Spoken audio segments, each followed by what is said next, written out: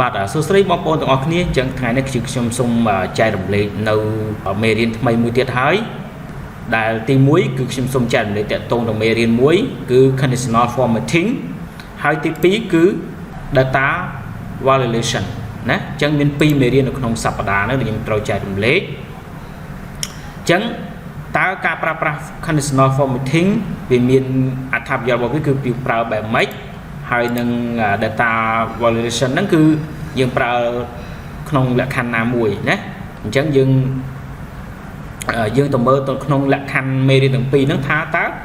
ប្រយោជន៍មេរៀនទាំងពីរហ្នឹងយើងប្រើសម្រាប់ធ្វើអីខ្លះណាគឺខ្ញុំសូមបញ្ជាក់តិចថាយើងអ្វីយើងធ្វើនៅក្នុង Google Sheet មានថានៅក្នុងកម្មវិធីនៅលើ online ណាអញ្ចឹង Google Sheet ហ្នឹងវាស្មើនឹង Excel ណាគឺខ្ញុំបញ្ជាក់ឲ្យទៀតថាគឺវាអាចប្រើបានដូចនៅក្នុង Excel ដែលយើងទៅឡើងនៅក្នុង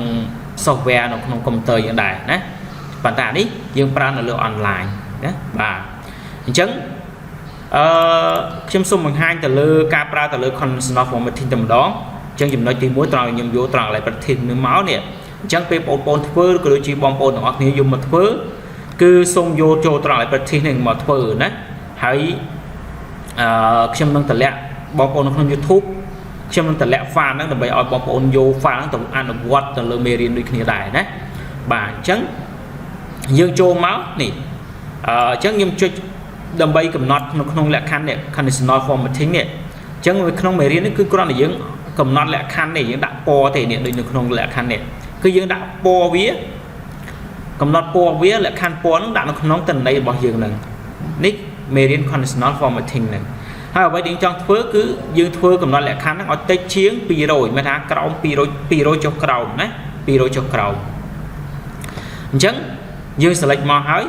ពេល select រួចហើយយើងចុចត្រង់កន្លែងនេះ format ណាចុចកន្លែង format ហើយយកពាក្យថា conditional formatting ឃើញអត់បន្តមកទៀតយើងមើលលក្ខខណ្ឌនេះ format rule ណាលក្ខខណ្ឌអញ្ចឹងយើងយកអីគេយើងយកless than ណា less than ហើយយើងយកវាប្រហែល200អូខេ200ហើយយើងដាក់កំណត់ពណ៌អីគេទៅដាក់កំណត់ពណ៌លឿងទៅណាអានេះបាទពណ៌អក្សរណាពណ៌អក្សរហើយអានេះយើងដាក់ពណ៌ទៅលើ field យើងឃើញអត់អូខេអញ្ចឹងយើងកំណត់ហើយយើងដាក់បូអញ្ចឹងទៅណាឲ្យបូលក្រាស់អញ្ចឹងទៅអញ្ចឹងគេខ្ញុំបានហើយនេះវាបង្ហាញឲ្យគេអត់នេះចឹងលក្ខខណ្ឌនេះខ្ញុំដាក់តិចជាង200តម្លៃតិចជាង200គឺនេះអត់អាចលើសពីនេះ128គឺក្រោម200អញ្ចឹងទិន្នន័យទាំងអស់ហ្នឹងឲ្យតែទិន្នន័យនៅក្នុងប្រឡោះ data យើង select ហ្នឹងគឺតម្លៃណាដែលក្រោម200គឺវា highlight ឲ្យហើយយើងចាក់ពណ៌អក្សរហ្នឹងទៅជាពណ៌ក្រហមហើយ field ចាក់ field ហ្នឹងពណ៌លឿងនេះនៅត្រង់កន្លែងលក្ខខណ្ឌនេះនេះ less than តម្លៃ200នេះកំណត់លក្ខខណ្ឌយើងពណ៌ដាក់ពណ៌អក្សរពណ៌ field ចឹងទៅហើយដាក់បូចឹងទៅប៉ុណ្ណឹងយើងចុចលើកនេះមកយើងចុច save មកបែរលក្ខខណ្ឌនេះមួយអូខេអត់នេះអូខេឡើយហ្នឹងបានមួយបាត់ហើយចឹងទី2យើង select ដូចគ្នាដែរហើយយើងយកពាក្យ add នេះណា add other rule កំណត់លក្ខខណ្ឌផ្សេងមួយទៀតឲ្យមួយទៀតណាចឹងយើងចុចមកអូខេបន្តមកទៀតចាំយើងដាក់វាអីគេយកលក្ខខណ្ឌត្រង់កន្លែងនេះត្រង់កន្លែងនេះយើងយកវាអីគេ greater than ម្ដងឲ្យតម្លៃធំជាង650អញ្ចឹងយើងដាក់វាមកនេះ650ណាអញ្ចឹងយើងឲ្យវាគេលើកយើងឲ្យវាពណ៌ចាក់ពណ៌អីគេចាក់ពណ៌បៃតងអញ្ចឹងទៅfield ណាខ្ញុំចាក់ពណ៌បៃតងទៀតចុះហើយអានេះអក្សរពណ៌អក្សរខ្ញុំដាក់ពណ៌អីគេពណ៌ក្រហមដូចគ្នាដែរអញ្ចឹងទៅឲ្យខុសគ្នាហើយខ្ញុំដាក់បូលហើយនឹងដាក់ trade ម្ដងណាដាក់ trade ម្ដងឃើញអត់អញ្ចឹងយើងចង់ដាក់មិនក៏បានដែរណាយើងចង់ដាក់លក្ខខណ្ឌមិនក៏បានដែរណាធ្វើឲ្យស្អាតប៉ុន្តែធ្វើមិនកុំឲ្យចាក់ពណ៌ពេលយើងដាក់ពណ៌ឲ្យកុំឲ្យនេះយើងដាក់មើលផងឲ្យវាឆ្លុះលេចមកឆ្លុះអញ្ចឹងកុំឲ្យដាក់ពណ៌ណាដែលមើលទៅពិបាកមើលបាទហើយទៅមកចុចដានមកគឺបានបាទហើយនេះក្នុងការលក្ខខណ្ឌយើងប្រើមេរៀនconditional formatting ណាលក្ខខណ្ឌដែលយើងប្រើវាណាហើយយើងខ្ញុំបញ្ជាក់ឡើងវិញតើតรงមេរៀនហ្នឹងគឺយើងគ្រាន់តែយើងកំណត់លក្ខខណ្ឌពណ៌ទេដើម្បីយើង highlight យើងដាក់តុបតែងសោភ័ណភាពនៅលើ data យើងទេណាបាទទី2 ចូលមេរៀនទី2គឺតាក់ទងទៅនឹងការប្រើប្រាស់នៅលើ data validation តើអានឹងវាប្រើមិនមេរៀនហ្នឹងណាយើងមើលទាំងអស់គ្នាអញ្ចឹងខ្ញុំបានបង្កើតនេះទម្រង់ form យើងណាហើយនេះយើងចូលដល់ form ថ្មីមកត្រង់កន្លែង practice ហ្នឹងឃើញអត់អញ្ចឹងបងប្អូនឬក៏ដូចជាបងប្អូនទាំងអស់គ្នាត្រូវបង្កើតកន្លែងប្រឡោះនេះមួយទៀតប្រឡោះថ្មីមួយទៀតណាយើងបង្កើតវាមកនេះចូលត្រង់កន្លែង practice exercise បន្ទាប់មកយើងបង្កើត insert នៅប្រឡោះខាងស្ដាំដៃមួយទៀតមកឃើញអត់នេះកន្លែងនេះឲ្យដូចជាមួយនឹងសមត្ថកម្មដែលយើងប្រើនៅក្នុងហ្នឹងបន្ទាប់មកយើងវាយពាក្យថា date of birth ណា date of birth យើងវាយពាក្យនឹងមកហើយទៀតធំតិចទៅចាំមើលនៅក្នុងមេរៀនហ្នឹងវាប្រើមិនតាក់ទងនឹង data validation ហ្នឹងណា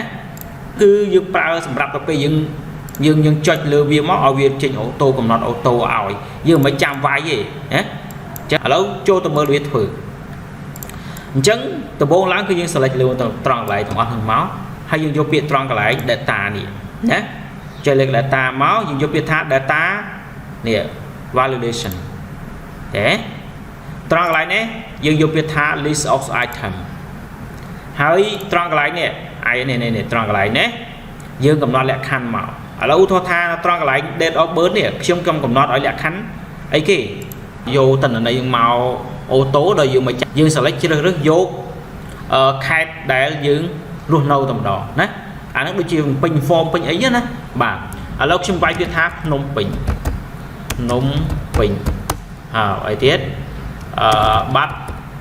ថែមបងបាត់ដំបងបន្ទាប់មកខ្ញុំវាយពាក្យទៀតតាកែវខ្ញុំរើបាន4មកខ្ញុំដាក់អីគេកំពង់ធំចឹងទៅបានអីខ្ញុំដាក់តែ4បានអីណាខ្ញុំដាក់តែ4បានហើយហើយខ្ញុំ save ទៅនេះចឹងដល់ពេលខ្ញុំដាក់អាស័យដ្ឋានកន្លែងនេះណា list of item នេះលក្ខខណ្ឌវាយើងដាក់នៅត្រង់កន្លែងនេះ date of birth នេះ date of birth អញ្ចឹងអាអ្វីដែលយើងកំណត់លក្ខខណ្ឌហ្នឹងគឺវានៅក្នុងទម្រង់អានេះណានៅក្នុងកន្លែងនេះណានៅក្នុងកន្លែងនេះណាជាមួយយើងពេលយើងចុច save ទៅជួយចេញមកហ្មងគេអត់វាឃើញចេញសញ្ញាព្រួយចេះហើយយើងក៏ចុចលើកន្លែងសញ្ញាព្រួយមកយើងរើសឥឡូវយើងរើសមកយើងរើសថាទី1យើងយកអីគេភ្នំពេញណាយើងរើសអីគេទី1យើងយកពាក្យភ្នំពេញណាភ្នំពេញអញ្ចឹងយើងយកភ្នំពេញមកណាភ្នំពេញទី2យកអីគេតាកែវទី3តាកែវដូចគ្នាដែរហើយទី4យកអីគេនេះបាត់ដំបងកំពង់ធំ